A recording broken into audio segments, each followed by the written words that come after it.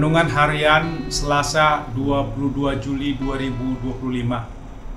Tinggal dalam kemah Tuhan. Panggilan kepada iman yang tak goyah.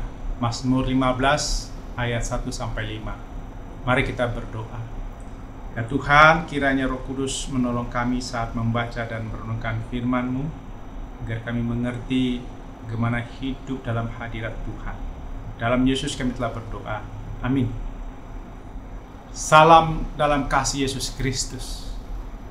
Mazmur 15 dibuka dengan sebuah pertanyaan mendalam yang mencerminkan kerinduan dan kesadaran akan kekudusan Allah.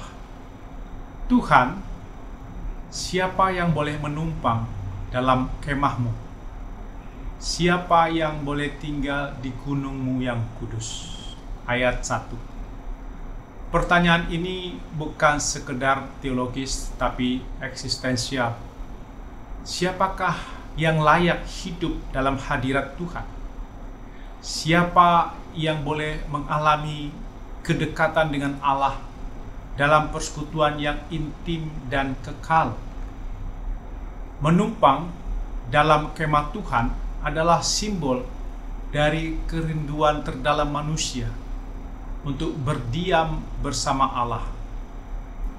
Kemah Tuhan dalam konteks perjanjian lama menunjuk pada kemah pertemuan, tabernakel, tempat di mana Tuhan menyatakan kehadiratnya dan berbicara kepada manusia.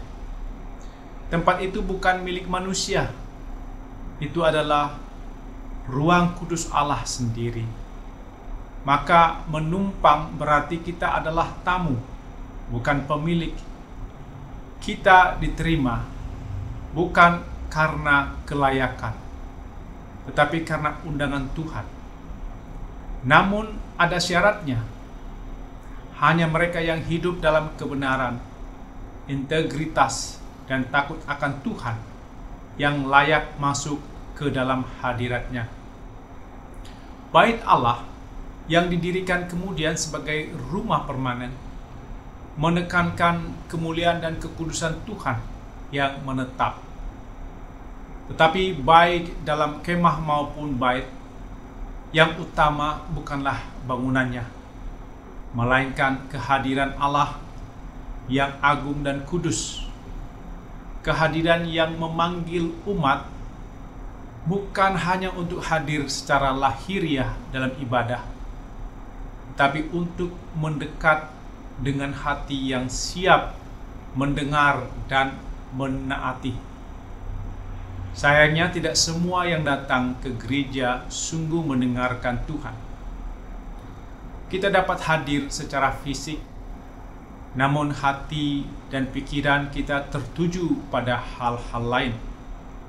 Seperti Marta yang bertemu Yesus, namun justru sibuk dengan urusan sendiri hingga melewatkan perkataan Tuhan. Sebaliknya, Maria duduk di kakinya dan mendengarkan dengan sungguh-sungguh.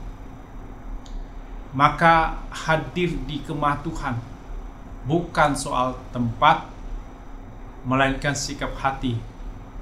Apakah kita datang untuk bertemu dan mendengarkan Tuhan?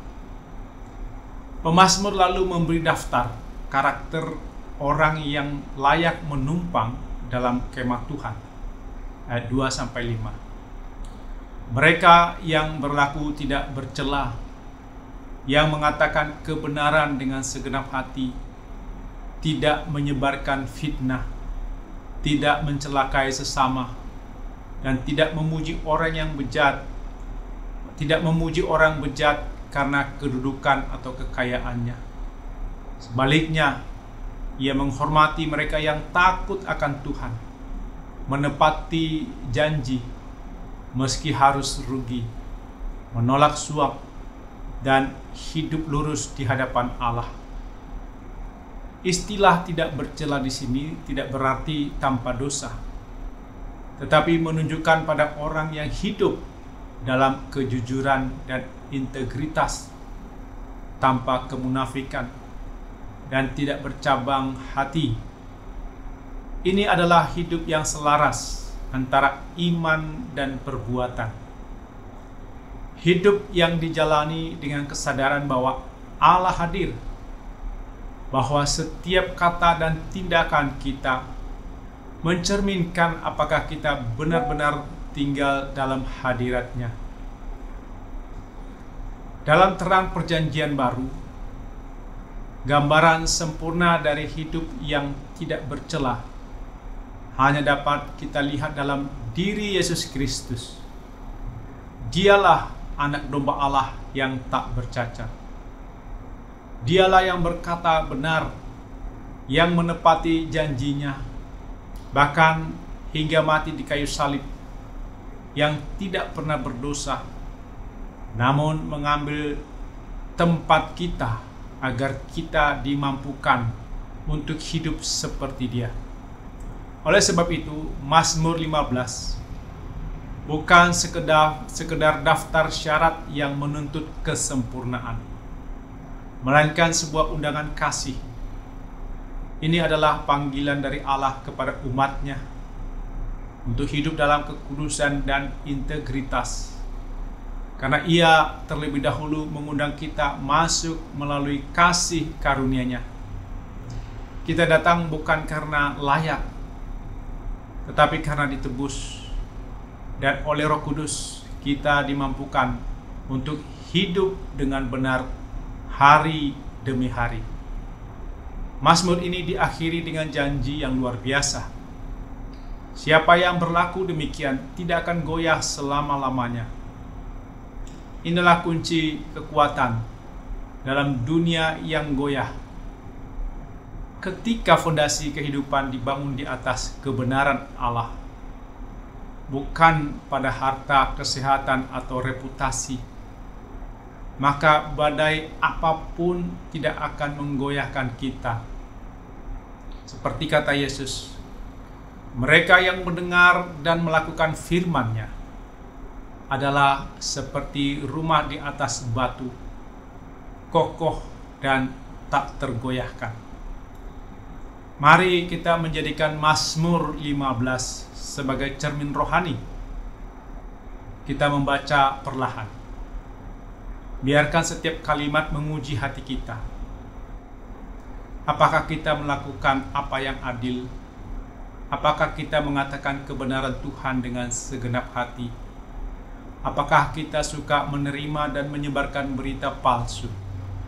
Apakah kita masih menyebarkan fitnah yang menyakiti? Apakah kita berbuat jahat? Apakah kita memuji orang yang mencari keuntungan melalui korupsi, suap, meminjamkan uang dengan cara memeras? Mintalah Roh Kudus membentuk kita dan menjadikan hidup kita tempat di mana Allah berkenan berdiam. Jadikan Mazmur ini sebagai doa. Doakan satu ayat setiap hari Minggu ini. Latih hati dan pikiran kita untuk hidup dalam kebenaran dan takut akan Tuhan. Bagikan terang itu kepada dunia yang lapar akan kejujuran dan integritas. Jadilah perpanjangan kemah Tuhan dimanapun kita berada. Di rumah, tempat kerja, dunia digital, dan komunitas sekitar. Menjadi tamu Tuhan bukan soal status, melainkan soal karakter. Dan karakter yang dibentuk oleh kasih dan kebenaran Allah akan menghasilkan iman yang tidak goyah.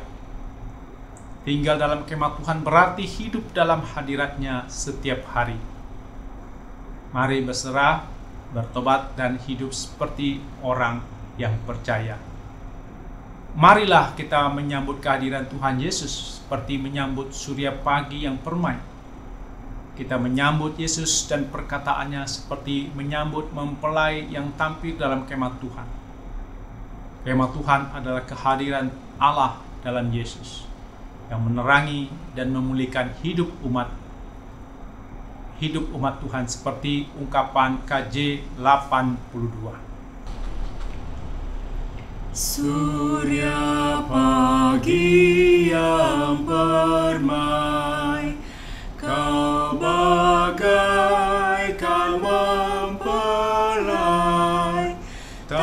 ambil dari kemahmu, jalan raya kau tempuh.